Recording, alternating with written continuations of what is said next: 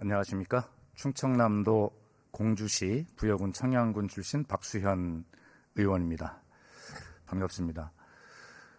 오늘 비경제 부채에 대한 결산 또 질의의 내용이겠습니다만, 관련 질의는 제가 또 추가 질의를 통해서 또 서면 질의를 통해서 말씀을 이어나갈 것이고요. 이 자리에서는 정말 우리 모두가 이 자리에서 한번 돌아봐야 할, 또 합의해야 할 역사의 문제에 대해서 한 말씀 꼭 드리고자 이 자리에 정말 떨리는 마음으로 이 자리에 섰습니다. 오늘 주로 제가 말씀드릴 부분은 우리 강정혜 국가보훈부 장관께 말씀을 드릴 것인데, 우리 국무위원 여러분 모두와 또 존경하는 우리 선배 동료 의원님 여러분께서도 함께 이 문제를 좀 곰곰하게 또 진지하게 한번 들어봐 주시면 좋겠다는 부탁의 말씀을 먼저 드리고자 합니다. 제가 오늘 드리고자 하는 것은 동학농민혁명에 관한 말씀입니다. 잘 아시다시피 동학농민혁명은 반봉건, 반외세의 기치를 높이 든 그러한 아주 조직적, 대중적 민족 운동이었다고 저는 그렇게 생각합니다. 그런데 이 동학농민혁명은 오랫동안 그 연구 성과의 부족으로 인해서 처음으로 동학난, 동학당의 난리, 동학농민 전쟁 이런 이름으로 불려오다가 결과적으로 이제 동학농민혁명으로 공식화되고 국가 기념일도 제정이 되고 특별법도 제정이 되어서 그 명예회복에 관한 절차들이 이루어지고 있고 국가 기념 행사가 치러지고 있죠. 올해는 동학농민혁명이 130주년 되는 역사적인 해이고, 또 작년 2023년에는 이 동학농민혁명에 관한 기록물이 유네스코 세계문화유산의 기록물로 등재되는 이제 세계화의 첫 발도 이루어졌습니다. 이 동학농민혁명은 지금까지는 어떤 진보나 보수, 또 여와 야, 이런 어떤 진영의 문제였는지도 모르겠습니다. 또 이념의 문제였는지도 모르겠습니다. 그러나 이제는 그런 문제를 완전히 초월한 이제 역사의 문제가 되었고, 그 진리를 바로 세워야 되는 그런 우리 후손의 의무가 되었다는 그런 측면에서 오늘 제가 우리 정부에 드리는 말씀이긴 하지만 우리 국회도 함께 의원님들께 들어봐 주시기를 정중하게 요청드리는 것입니다. 우리 존경하는 윤준병 의원님께서도 계속 이 문제를 가지고 노력하시고 계시고, 또 이 문제에 대해서도 이어서 나중에 말씀이 계시기 때문에 저는 이 짧은 시간에 한 가지 주제만 가지고 말씀드리겠습니다. 바로 이 동학농민혁명의 유공자에 대한 서훈 문제에 대해서 말씀드리고자 합니다. 보훈부 장관님 한번 잘 들어봐 주세요. 네. 동학농민혁명 참여자에 관한 명예회복에 관한 특별법에서 동학농민혁명 참여자는 1894년 3월에 봉건체제를 개혁하기 위하여 1차로 봉기하고, 같은 해 9월에 일제히 침략으로부터 국권을 수호하기 위하여 2차로 봉기해 항일 무장 투쟁을 전개한 농민 중심의 혁명 참여자다라고 그렇게 정의하고 있습니다. 그런데 지금 그 보훈부의 서훈을 위한 공적심사 내규에는 바로 이 1894년의 1년 후인 1895년에 을미의병 참여를 통해서 항일 무장 투쟁을 전개한 그런 의병에 대해서는 독립유공자로 규정하고 서훈을 하고 있습니다. 맞죠? 그렇습니다. 네. 그런데 이 지금 제가 말씀드린 기준은 1962년에 한 번 변경이 되어서 1895년에 을미의병 참여자는 분명하게 독립운동의 유공이 있다, 이렇게 되어서 그 서훈의 그 대상이, 다시 말해서 항일 독립운동의 기점이 대개 1905년 을사늑약이나 1910년의 강제 한일 합병에서부터 확대되어 가지고 1895년 을미의병까지가 된 것입니다. 1895년 을미사변은 일본군이, 일본의 또 낭인들이 강제로 경복궁에 침입해서 우리의 명성황후를 시해했던 그런 사건이고 그것은 분명히 국권 침탈 행위로 보기 때문에 그렇게 1905년 10년에서부터 1895년까지 이 항일 독립운동의 기점이 확산된 것이죠. 그런데 여러분, 바로 그 몇 달 전에 일어났던 1894년을 주목합니다. 1894년 3월에 고창 무장에서 1차 봉기한 동학농민혁명은 분명히 반봉건 혁명이었습니다. 그런데 이 1차에서는 바로 5월에 전주성을 함락하고 우리 정부군과 함께 전주 화약을 맺어서 발포를 하고 집광소를 설치하고 그리고 농민군을 해산합니다.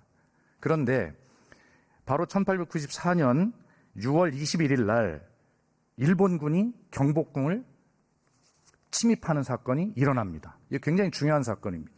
바로 이 사건을 주목해야 하는 이유가 바로 이 사건으로 일본군은 어떻게 했냐면 고종 황제를 거의 포로 상태로 만들고 우리 궁궐을 수비하던 조선 군대 경비병들을 모두 해산하고 무장해제시키고 일본군이 경복궁을 보초를 서게 되는 그런 사건입니다. 그래서 1차 농민혁명 때 그렇게 전주 화약으로 농민군을 해산하고 고향으로 돌아갔던 농민군이 다시 1894년 9월 18일 날 동학교주 최시영 선생이 무장 봉기를 선언하면서 2차 봉기가 일어나고 전면적인 일본군과의 이제 전투가 시작되는 것입니다.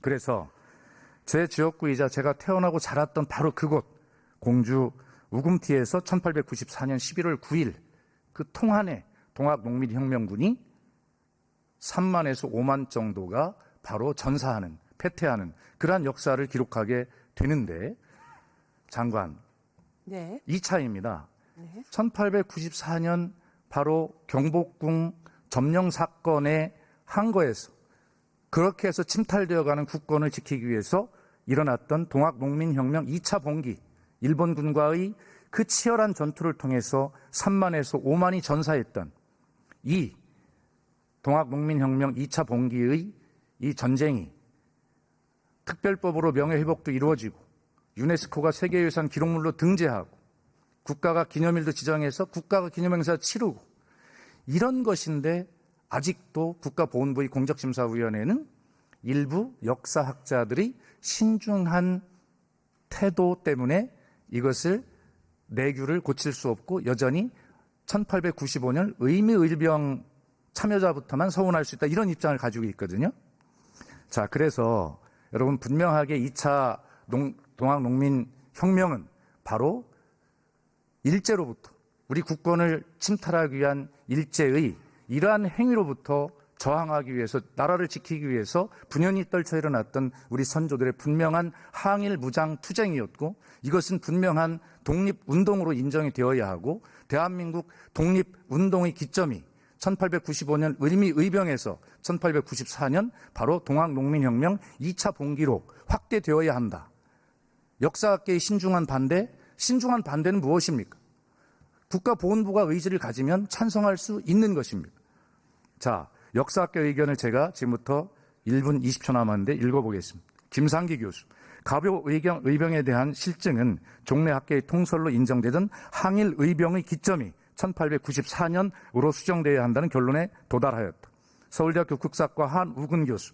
동학농민군의 1차 봉기는 반봉건 전쟁이고 2차 봉기는 항일 전쟁이다. 조동벌 교수.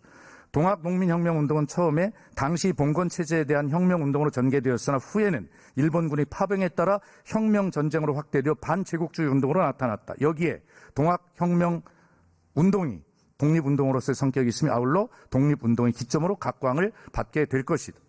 우리뿐만이 아닙니다. 일본의 저명한 역사학자들도 2차 동학농민혁명을 민족 독립운동으로 주장하고 있습니다. 일본 나라여자대학교의 나카츠카 아키라 교수. 이렇게 되어 있습니다. 동학농민군의 2차 봉기는 근대 일본이 동아시아에서 처음으로 증명한 민족적 대중적 항일 투쟁이었다. 외국 군대의 침입에 반대하고 민족의 독립을 지키기 위해 일어난 대규모 대중적 민족운동은 1894년 일본군의 경복궁 점령 사건을 계기로 일어난 동학 농민군을 주력으로 한 항일투쟁이 그 시작이다. 일본의 역사학자도 항일투쟁으로 인정하고 있습니다. 그러므로 장관, 네. 바로 우리나라 독립운동의 기초는 2차 동학 농민혁명을 확대되고 반드시 여기에 참여했던 분들은 여기에 걸맞게 소분, 공적심사로 반드시 이루어져야 된다고 생각하는데 이에 대한 장관의 의견과 네, 의원님 말씀 잘 들었습니다. 제2차 동학농민혁명 참여자의 독립유공자 인정 여부는 방금 의원님께서 말씀하신 대로 여러 그 학술적인 관점에서 전문가들의 의견이 다르게 나타나고 있습니다. 따라서 국가보훈부에서는 2020년부터 최근까지 4회에 걸쳐서 학계의 의견 수렴을 했습니다. 이 과정에서 의견을 수렴한 결과 대다수가 반대 신중한 의견이 우세한 것으로 파악이 되었습니다. 따라서 역사학계 다수는 현재까지 독립운동의 시점을 을미의병으로 보고 있으며 방금 말씀하신 대로 임시정부도 같은 입장을 취하고 있습니다. 대한민국 임시정부의 순국선열 정의에 의하면 대한민국 임시정부는 순국선열의 날을 제정하면서 순국선열의 범위와 관련해서 13개 항목을 열거하며 제1항에 을미년 명성황후 시해 시점부터라고 밝히고 있습니다. 따라서 의원님께서 이렇게 말씀하신 부분에 대해서는 보훈부가 저희가 주도적으로 할 수 있는 그런 영역은 아니라고 생각하며 학계와 또 의원님의 또 다른 의원님들의 그런 입장을 잘 수렴하여서 이것을 더 심도 있게 논의하도록 하겠습니다. 장관의 답변은 여전히 변하지 않는 그런 어떤 갇혀 있는 보훈부의 인식을 보여주고 있습니다. 더 토론하고 더 열린 사고와 자세를 요구합니다. 감사합니다. 네, 박수현 위원님 수고하셨습니다.